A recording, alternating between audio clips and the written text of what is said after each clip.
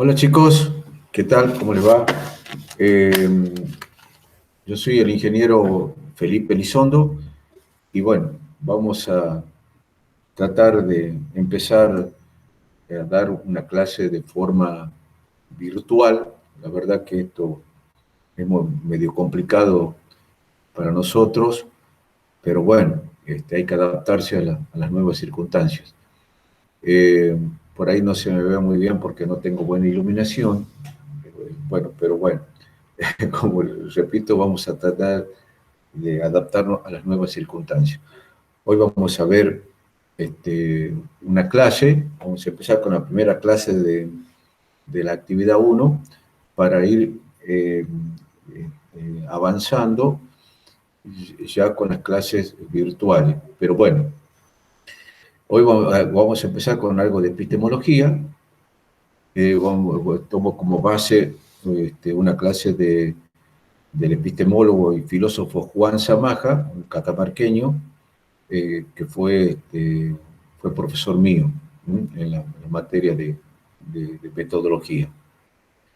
Bueno, vamos a empezar un poco hablando de metodología y para diferenciar un poco metodología de métodos. Vamos a ir mirando, esta es nuestra cátedra, Métodos y Técnicas de Investigación Social, Política y Jurídica, en mi clase, que estoy junto al ingeniero Subirán.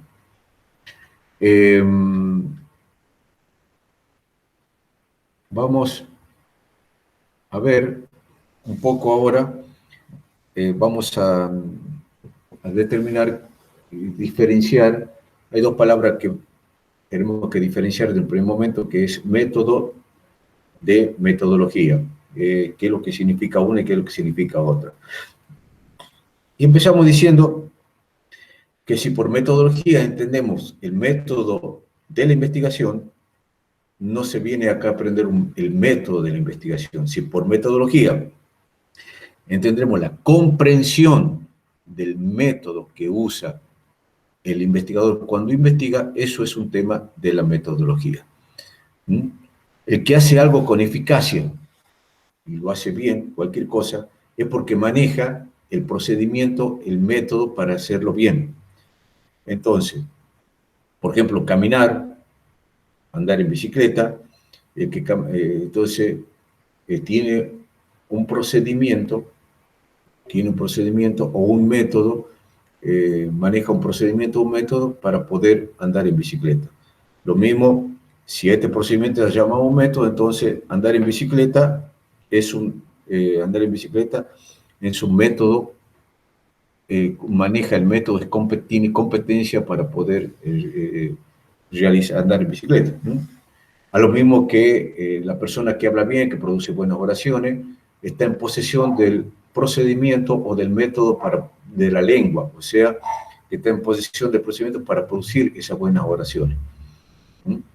Ahora bien, podemos decir también, nosotros estamos en posesión del método de la indagación, y fíjense ustedes, cuando hubo una crisis de celo en nuestra pareja, nosotros lo que supimos efectuar, analizar las pruebas que teníamos, supimos, nos planteamos una serie de hipótesis, supimos de alguna manera buscar pruebas, indicios.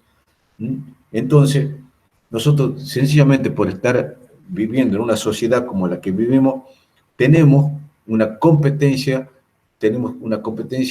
de alguna manera para estar en posesión del método de la indagación. Entonces, de alguna manera estamos obligados a saber el método de la indagación porque continuamente esta sociedad continuamente nos pone ante una situación litigiosa y de alguna manera tenemos que saber qué es lo que es una prueba, qué es lo que es un argumento, qué es lo que es un buen argumento, qué es lo que es una hipótesis. Entonces sabemos ante una circunstancia de evaluación, tenemos que saber si estamos mal evaluados, por qué, tenemos que saber buscar por qué hemos sido mal evaluados. Entonces, podemos atacar la evaluación diciendo que no es válida, que el procedimiento utilizado no es confiable, entonces, pero tenemos que manejarnos de esa manera. Entonces, sencillamente, necesitamos saberlo, hasta la persona, dice Samaja, que hasta la persona más ignorante, de alguna manera, en una ciudad llega a un tribunal de justicia y entiende, de alguna manera, lo que es un juicio. Si no lo entiende, un pobre hombre, o sea, tenemos que saberlo.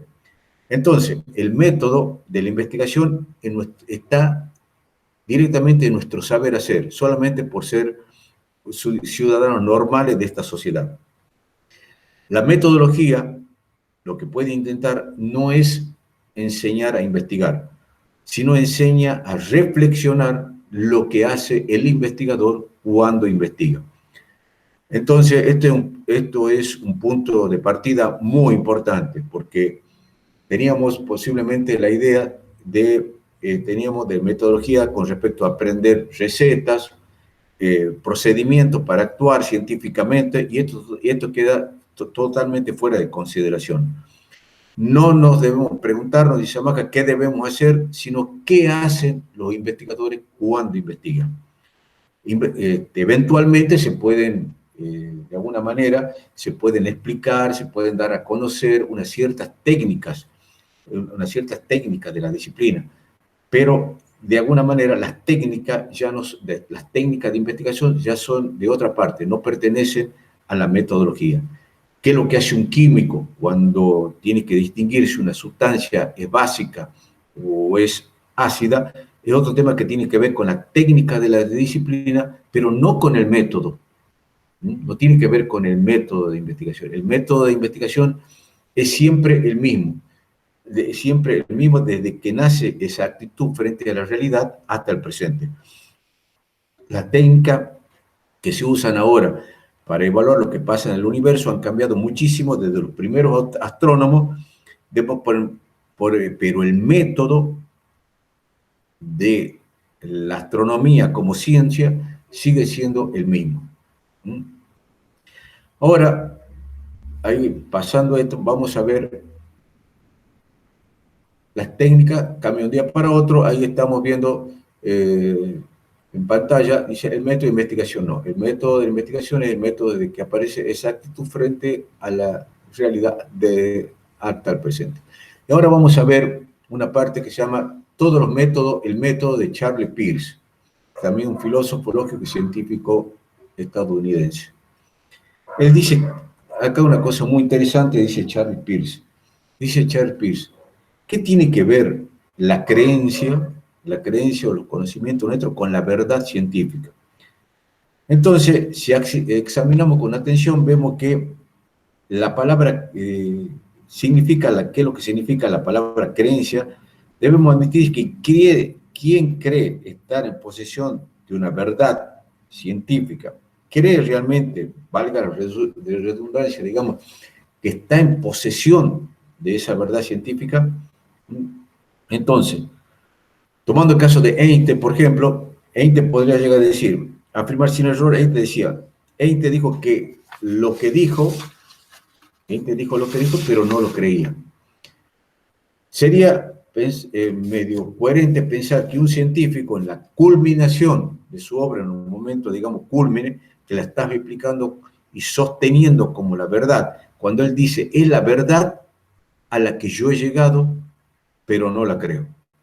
Yo he llegado a esta verdad y la sostengo que esta es la verdad verdadera y no la creo. Podría haber dicho Einstein. Entonces, acá, ¿qué puede haber pasado? Doy un ejemplo. Aquellas personas que profesan la religión católica, entonces pueden decir, frente a la ciencia dice que la creación del mundo ha sido a través de la teoría del Big Bang.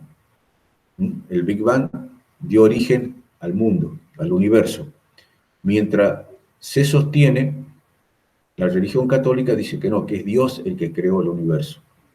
Entonces, puedo yo decir que esta es la verdad que yo he alcanzado, que existe la teoría del Big Bang, pero no la creo porque soy un ferviente religioso, entonces profeso mi religión católica. ¿No? Entonces, o bien podría decir, esta es la otra alternativa que podría decir, esta es la verdad a la que yo he llegado y la creo firmemente.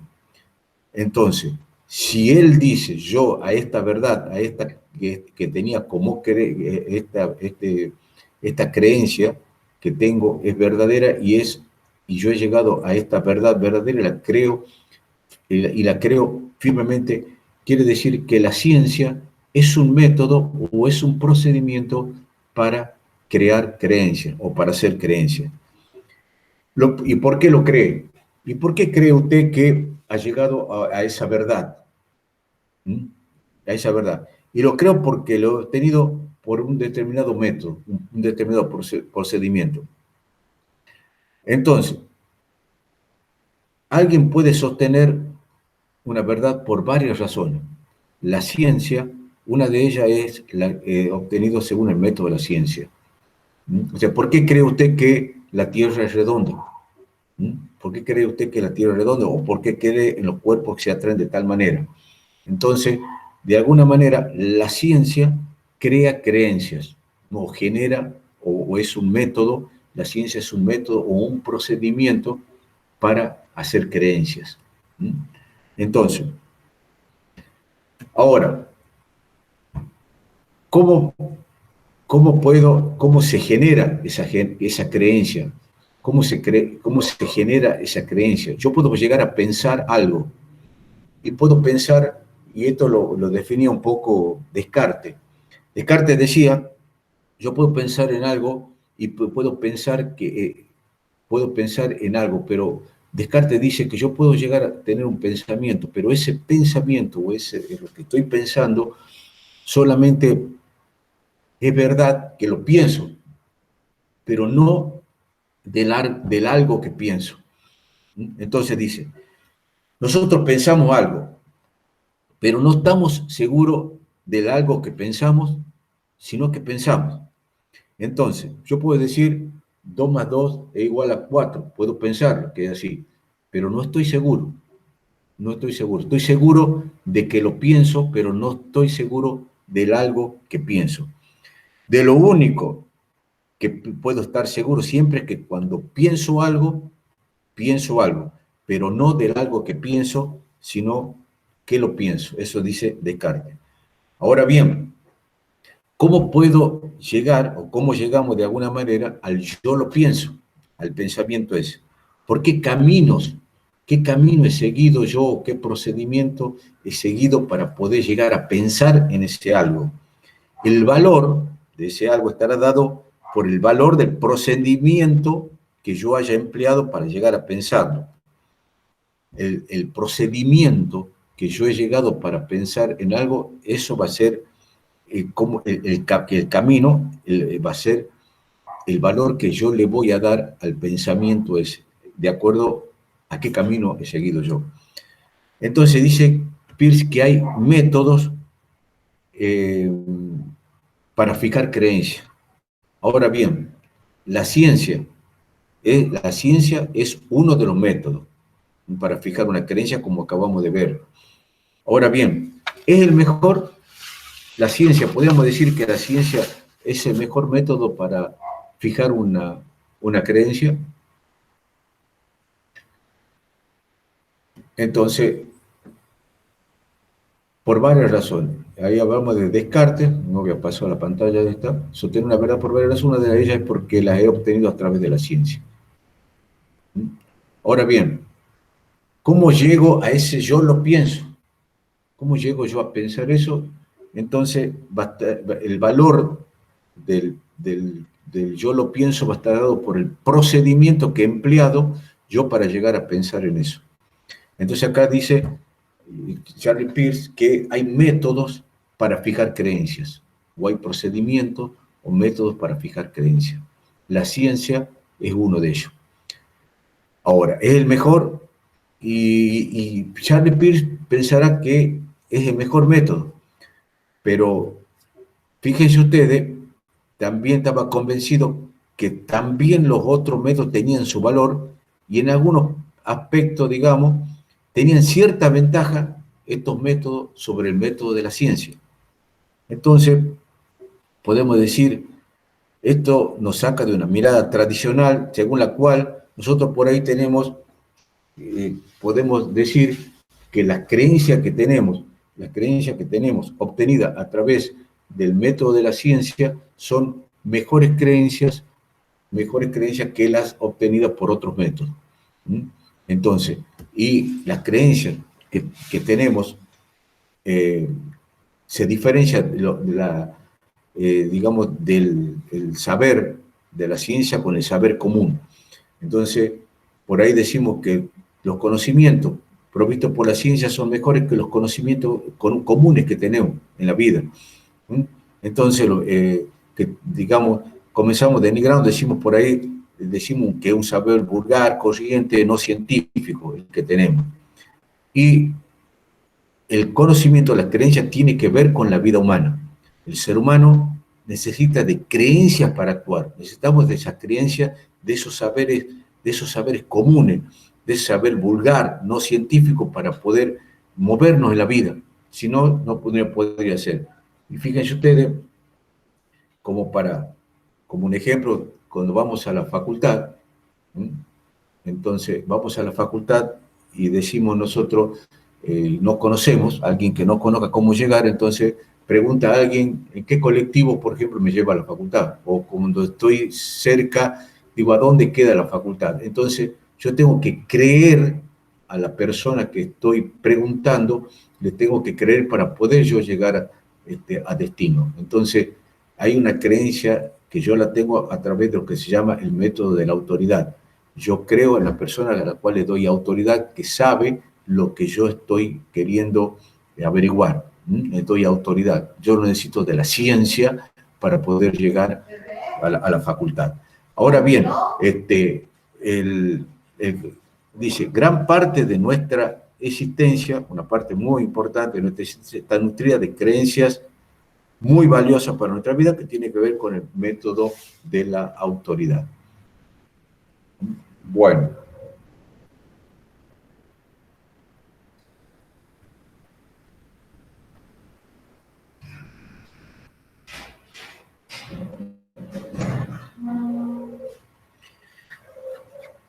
¿Cuáles son, digamos, los métodos de Peirce? Existen, vamos a ver acá, ahí.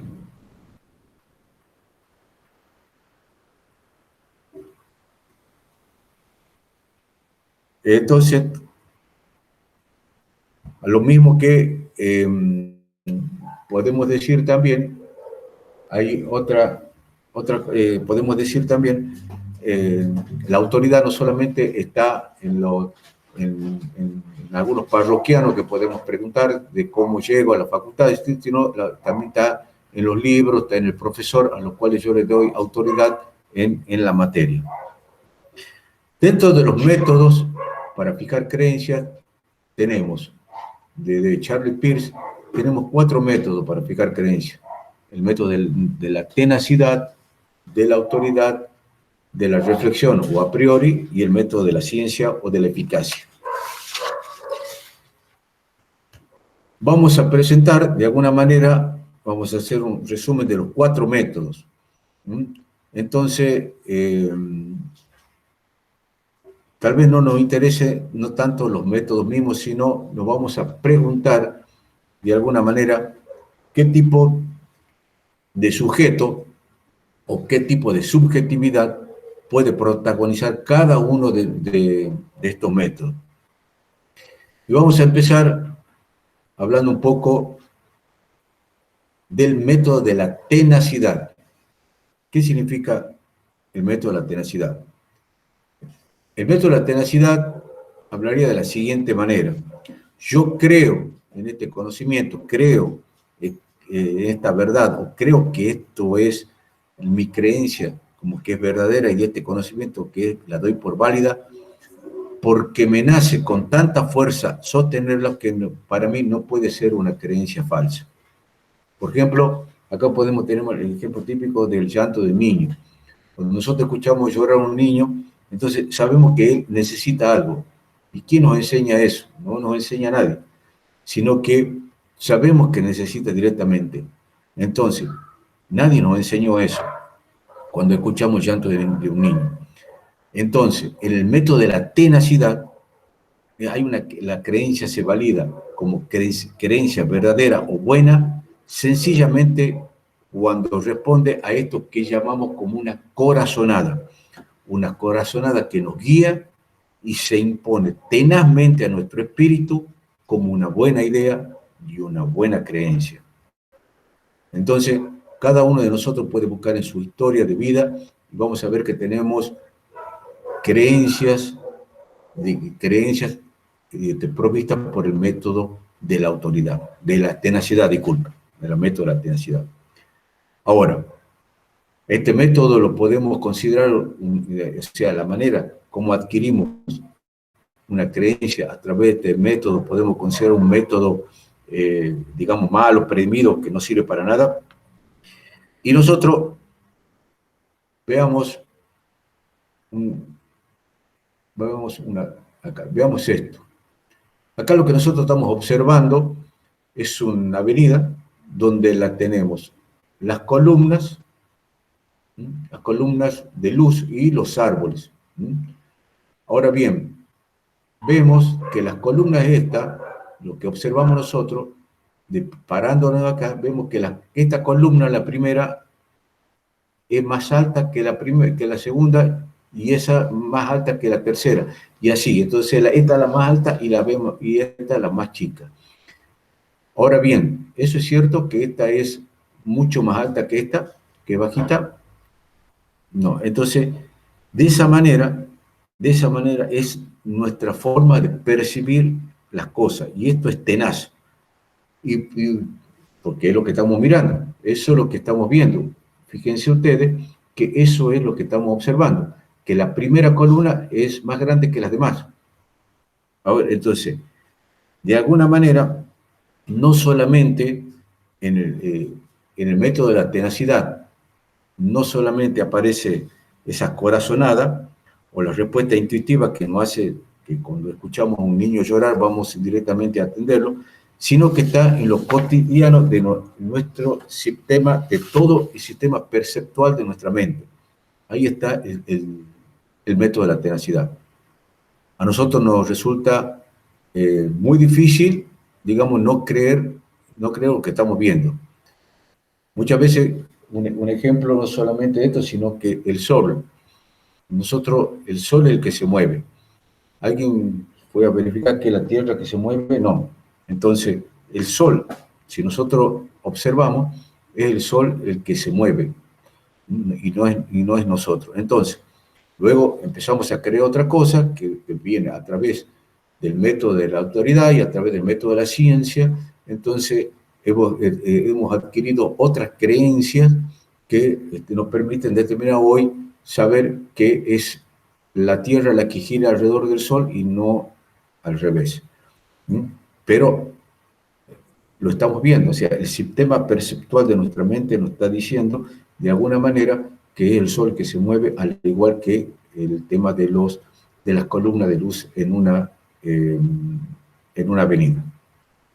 O sea, eso es con respecto al método de la tenacidad. Vamos a ver ahora, entonces, acá reiteramos, en todo el sistema perceptual de la mente está el método de la tenacidad. Vamos a ver ahora el método de la autoridad. El método de la autoridad, yo valido mi creencia como creencia válida, sencillamente porque me ha sido transmitido por alguien al cual yo le doy autoridad en la materia, o en lo que dice. A la autoridad paterna, a la autoridad de un libro, yo leo un libro y le doy autoridad, a la autoridad religiosa, a la autoridad de los padres que me transmiten su conocimiento, y para mí es una creencia válida, sencillamente porque me lo han dicho, únicamente por eso. Puede ser una creencia, puede ser una buena o una mala creencia, pero bueno, yo la acepto porque ha sido transmitida por alguien al cual yo le doy autoridad. ¿Mm? Y luego tenemos el método de la reflexión. Entonces, en el método de la reflexión, la creencia que tengo se valida o es que es válida la creencia que tengo, valido mi creencia por el hecho de que la he examinado mentalmente, le he dirigido crítica diversa, he evaluado los argumentos en contra y a favor. Se ha tomado una serie de argumentos, varios argumentos, entonces todos los argumentos que podrían estar en favor o en contra. Y si veo que los argumentos son más argumentos a favor o en contra, lo tomo como una buena idea, como una buena creencia. Entonces, he encontrado más argumentos en favor o en contra y entonces esos argumentos me persuaden que estoy en presencia de una buena creencia, de una verdad.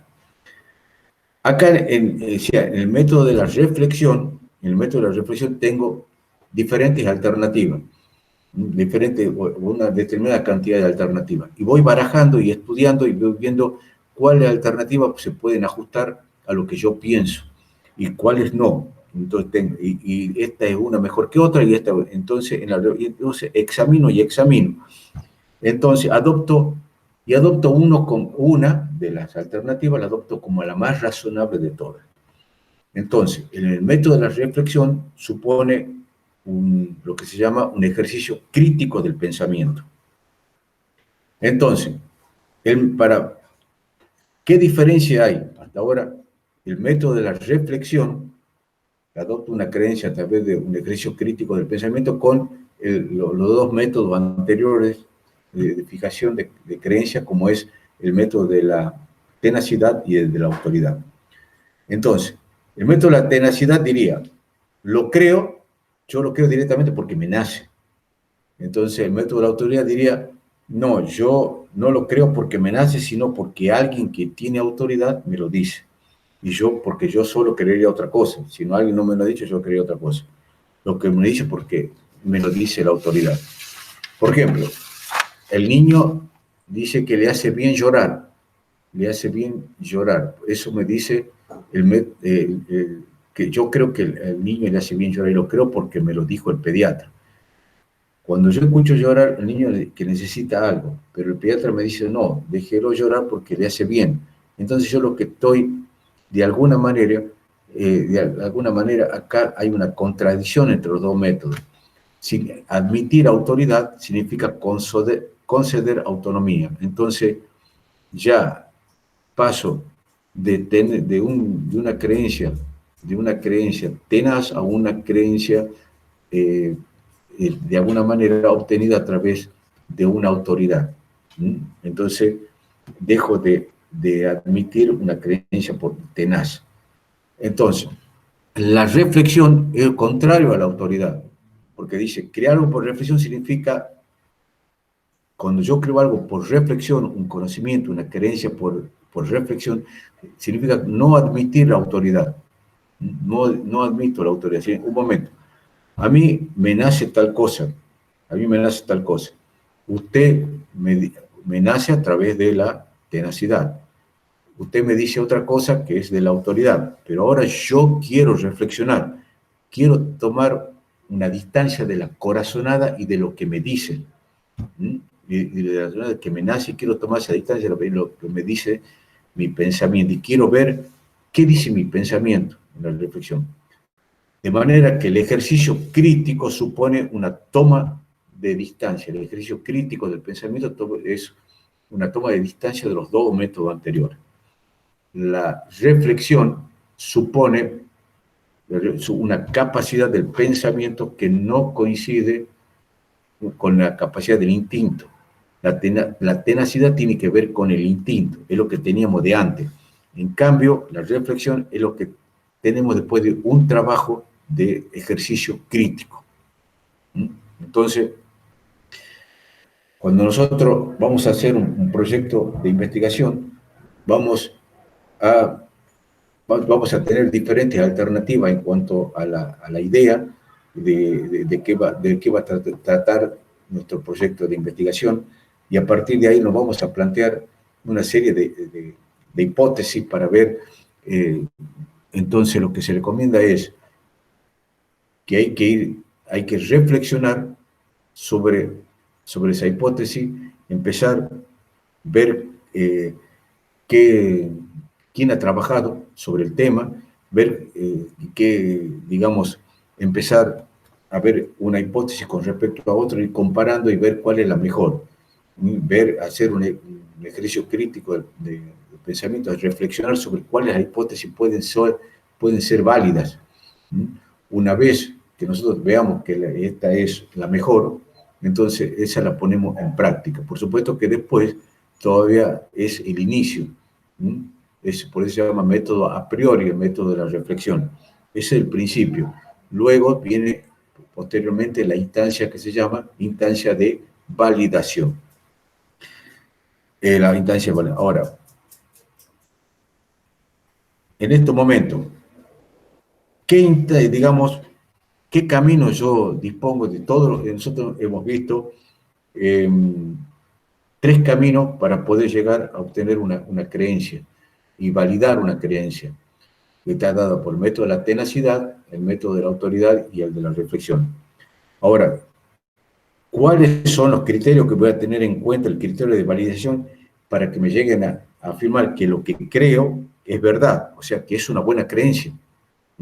Hasta ahora no hemos hecho elección de ninguno en particular, ninguno en particular de un método sobre otro, ¿no? Sino lo que hemos hecho es una pequeña descripción de cada uno de ellos.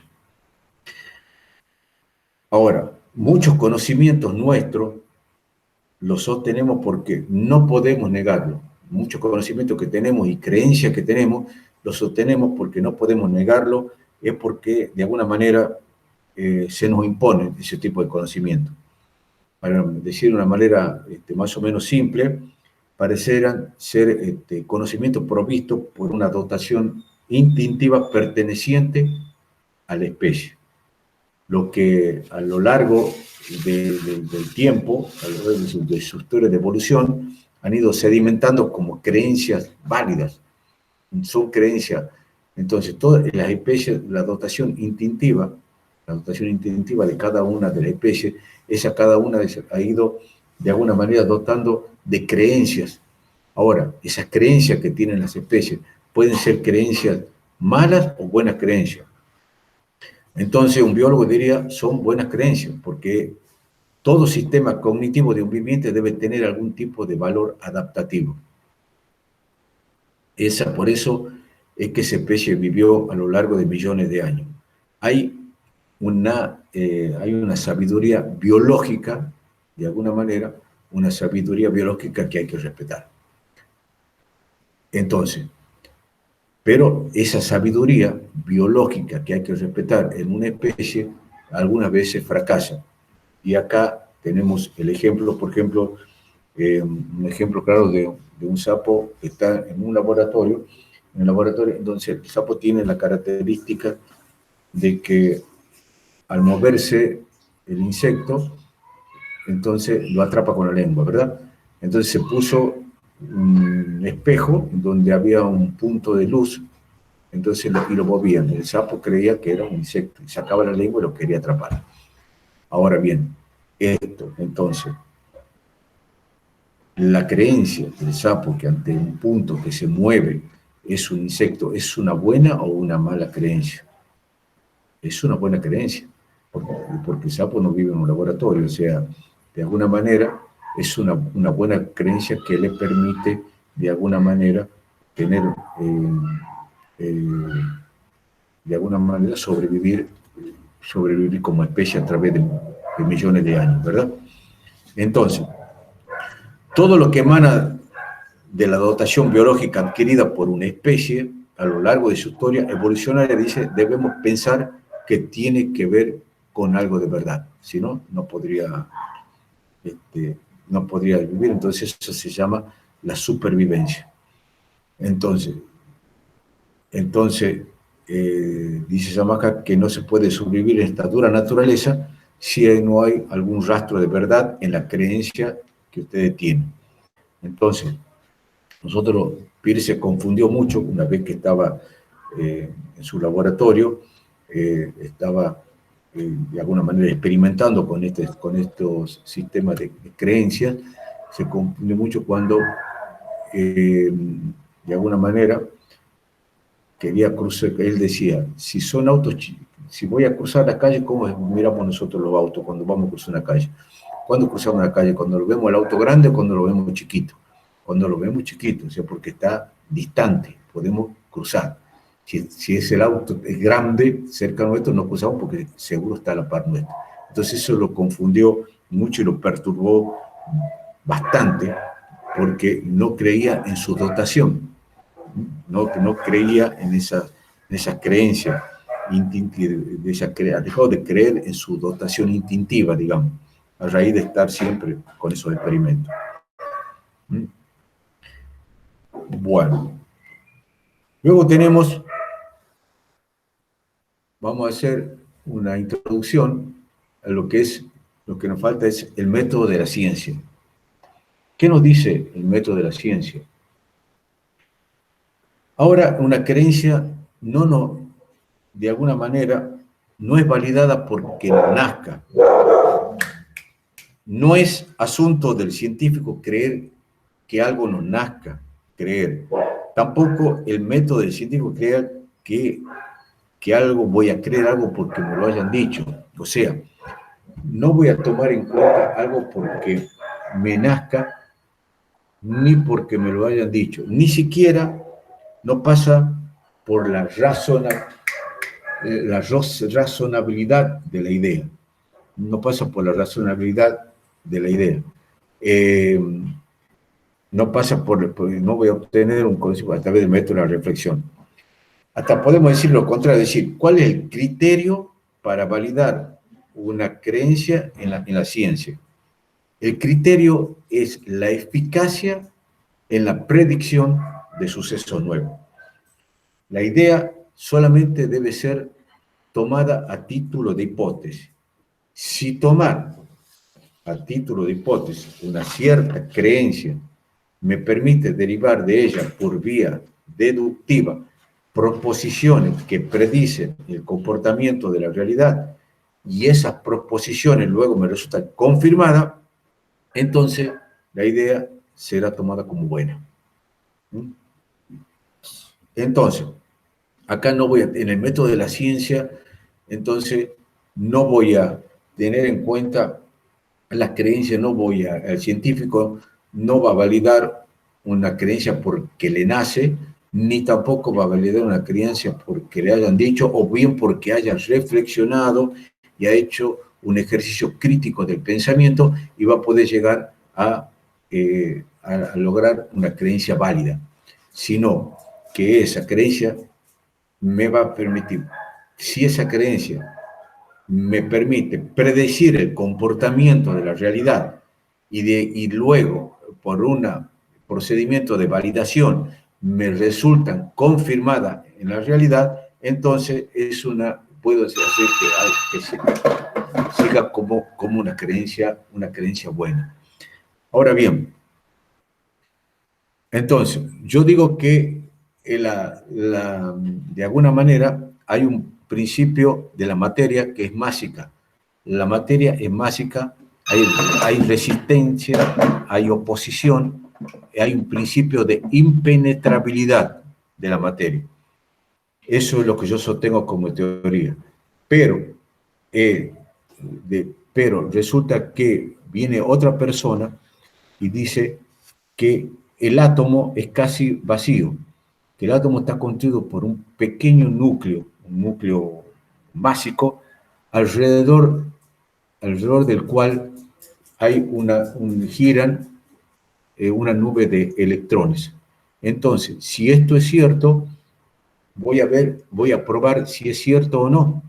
Entonces, lo que hago es pasar un haz luminoso por una plancha de acero, entonces, y ese haz luminoso atraviesa, quiere decir, atraviesa esa plancha de acero, entonces quiere decir que el átomo es casi nada, entonces la masa no es impenetrable. Entonces, Copérnico decía en su tesis el absurdo de creer que la Tierra se mueve, que la Tierra, decía Copérnico, de creer que la Tierra se mueve alrededor del Sol. Entonces, ¿qué es lo que permitía a Copérnico poder de alguna manera, decir que su teoría era eficaz? ¿Por qué? Porque le permitía, de alguna manera, le permitía hacer predicciones. Esa era la eficacia de la teoría de Copérnico con respecto a Ptolomeo, que decía que era el Sol el que giraba alrededor de la Tierra, y era la Tierra la que se movía alrededor del Sol. Entonces, le permitía hacer predicciones, ¿m? Le permitía hacer predicciones, decir, él va de alguna manera, predecían la aparición de los cometas, en qué momento las diferentes fases de la Luna. Entonces, ¿por qué? Porque la eficacia de la teoría de Copérnico frente a la del Ptolomeo. Entonces, acá en el método científico ya no importa que la idea sea razonable desde el punto de vista mental, no importa que sea irrazonable o razonable. Acá no importa si lo fundamental es que ella, derivado de ella, consecuencia permita predecir cosas que sean eficaces. Por eso el método de la ciencia se llama de la eficacia por esa razón. Es también llamado método pragmático. Bueno, una introducción a eso a través vamos a hacer de la primera parte, y vamos luego a seguir en la próxima actividad, vamos a seguir con la segunda parte para ya no aburrirlos tanto. Muchas gracias y nos vemos en la próxima actividad.